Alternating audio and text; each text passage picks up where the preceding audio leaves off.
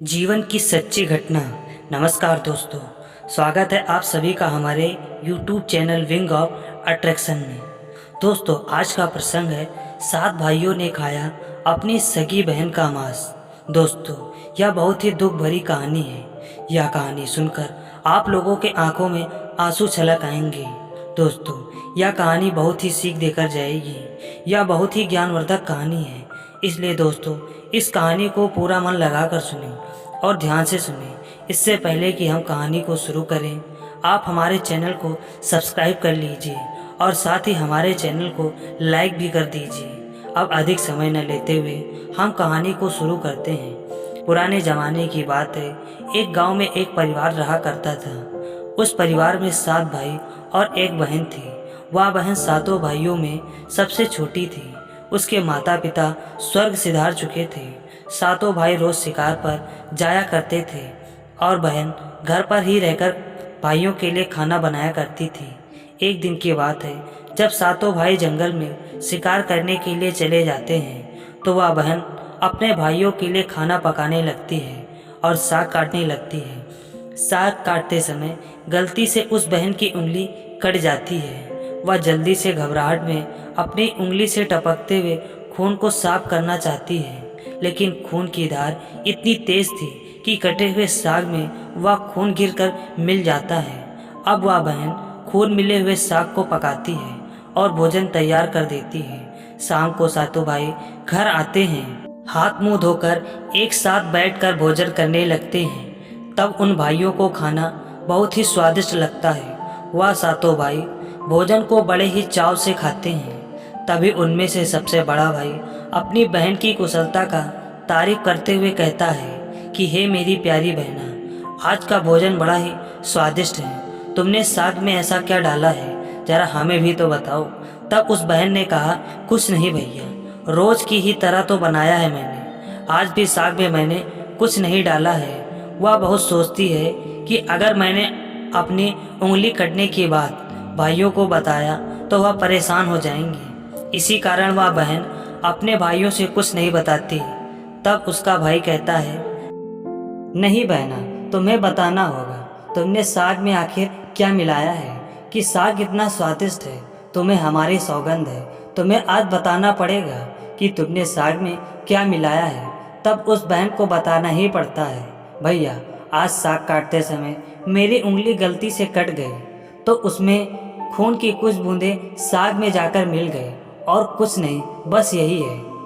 यह बात सुनने के बाद वह भाई बहुत ही हैरान होते हैं और खाना खाकर सोने चले जाते हैं। अब रात में सातों भाई अपने बहन द्वारा बनाए गए साग के बारे में बात करने लगते हैं। वह कहते हैं, अगर हमारी बहन की खून की कुछ बूंदें इतने स्वादिष्ट हैं तो उसका मांस कितना स्वादिष्ट होगा। अब वह योजना बनाने लगते हैं कि क्यों ना उस बहन को मारकर उसके मांस को पकाकर खाया जाए। हे ईश्वर, कैसे हैं ये भाई जो अपने जीवा की स्वाद के लिए मानव से दानव बन गए। अपने सबसे छोटे इकलौती बहन को मारकर खाने की योजना बना रहे हैं दोस्तों। लेकिन उनमें से 7वां भाई जो सबसे छोटा था, वह यह बातें सुनकर व्याकुल हो जाता है, लेकिन अपने 6 भाइयों के डर से कुछ नहीं कर पा रहा था। उन 6 भाइयों ने योजना बनाई और सुबह होते ही अपनी बहन से कहते हैं, बहन आज हम तुम्हें बाजार लेकर जाना चाहते हैं, जहां से तुम कुछ नए कपड़े और कुछ सजावटी सामान खरीद लेना, क्योंकि कुछ ही दिनों के बाद तुम्हारा गौना होने वाला है। यह बातें सुनकर वह अभागिन बहुत ही खुश हो जाती है और खुशी खुशी अपने भाइयों के साथ बाजार जाने लगती है। कुछ दूर जाने के बाद रास्ते में जब जंगल आता है तो उनमें से सबसे बड़े भाई ने कहा, बहना तुम थोड़ा सा आराम कर लो, इसके बाद हम आगे चलेंगे। अब जब वह बहन आराम करने लगती है तो उस पेड़ के नीचे छांव में अपने सबसे छोटे भाई के गोद में सर रखते हुए उसको नींद आ जाती है। वह छोटा भाई यह सोचकर रोने लगता है कि अब उसकी प्यारी बहना मरने वाली है और वह कुछ नहीं कर सकता। बहन के सो जाने के बाद बड़े भाई ने सभी 6 भाइयों से कहा, इसे पकड़कर रस्सी से बांध दो। जब वह भाई अपनी बहन को पेड़ में रस्सी से बांध देते हैं तो वह बहन नींद से जग जाती है। अब वह बहन अपने ही भाइयों को खून का प्यासा देखती है तो हे ईश्वर कहती है कि हे ईश्वर, अब आप ही मेरा सहारा हो, आप ही मेरे प्राणों को बचा सकते हैं। अब एक एक करके 6 भाई अपने तलवार से बहन पर प्रहार करने लगते हैं। वह तलवार अनायास ही पेड़ में जा लगती है। उनका वार खाली चला जाता है।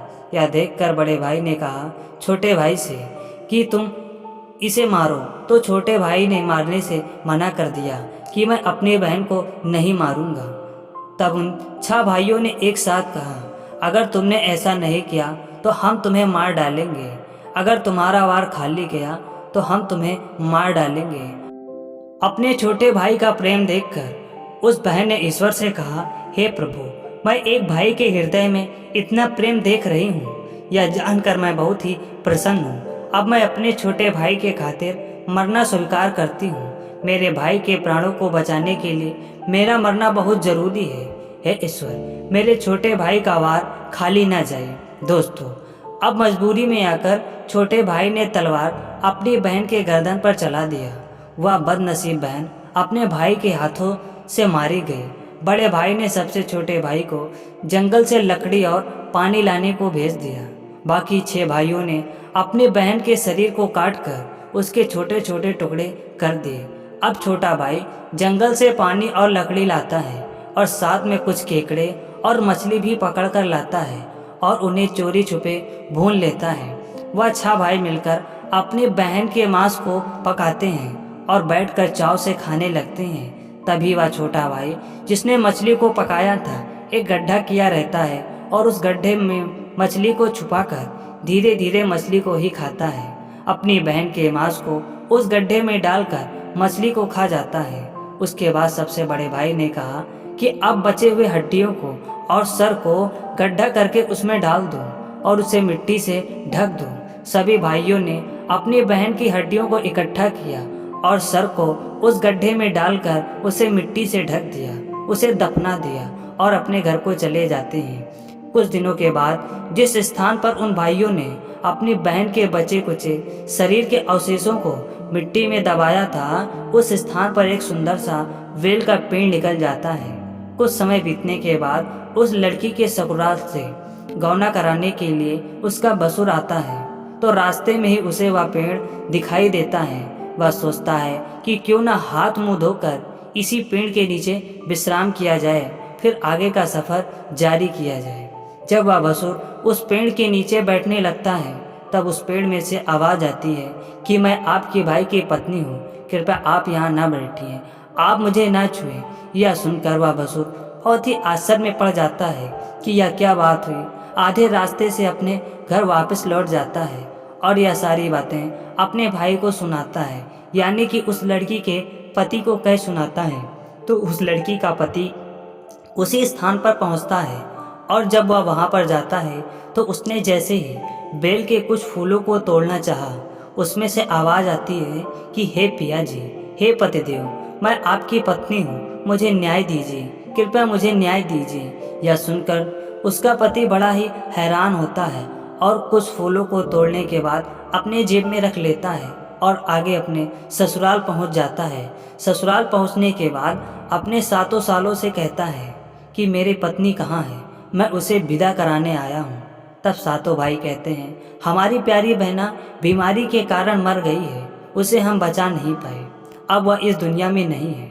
अपने सालों का यह बात सुनकर वह लड़की का पति बहुत ही गुस्सा होता है और उन सभी सालों को जंगल में लेकर पहुंचता है और उसे बेल के पास ले जाता है और कहता है कि यहाँ गड्ढा करो। जब उस गड्ढे को खोदा जाता है तो वहाँ से उस लड़की का सर और बाकी की हड्डियाँ निकलते हैं। तब उस लड़की के पति ने कहा, आप लोगों ने मेरी पत्नी को मारकर दफना दिया और उसके मांस को खा लिया, आप लोगों को अपनी बहन को मारते हुए लज्जा भी नहीं आई।